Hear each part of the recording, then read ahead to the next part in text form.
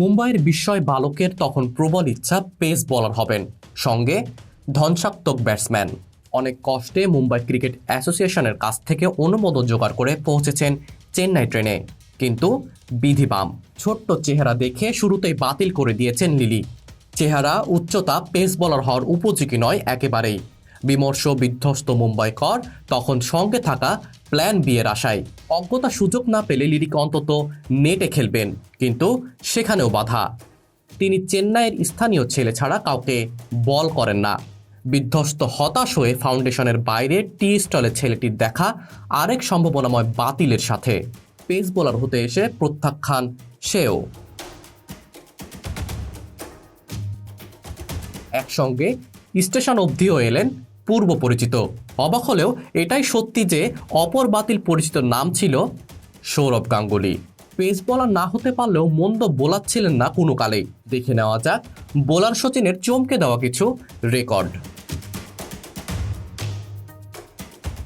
এক, ক্রিকেট ইতিহাসে সচিন একমাত্র বোলার যিনি 6 বা তার কম রান ডিফেন্ড করে বল হাতে ম্যাচ জিতিয়েছেন দুবার। প্রথম ক্ষেত্রে 1993 এর হিরো কাপে দক্ষিণ আফ্রিকার বিরুদ্ধে অধিনায়ক আজহারের ভরসার যোগ্য মর্যাদা দিয়ে ভারতকে জেতান 2 রানে।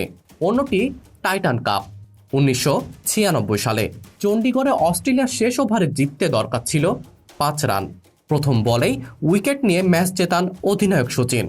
2, সর্বকনিষ্ঠ ভারতীয় হিসাবে ওয়ানডেতে প্রথম 4 উইকেট পান সচিন।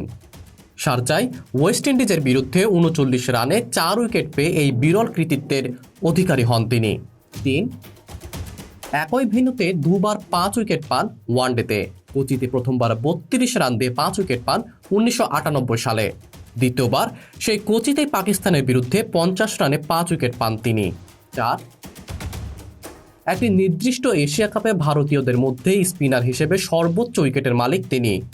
2004 সালে এশিয়া কাপের 6 ম্যাচে 12 উইকেট পান তিনি।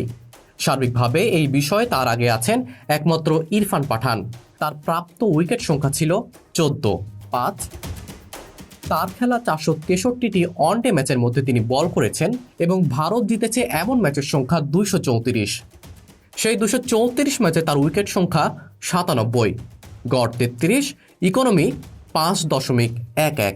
6, আইসিসি চ্যাম্পিয়ন্স ট্রফিতে সর্বমোট 16 ম্যাচে তার উইকেট সংখ্যা 14, গড় মাত্র 25, ইকোনমিও 4.23।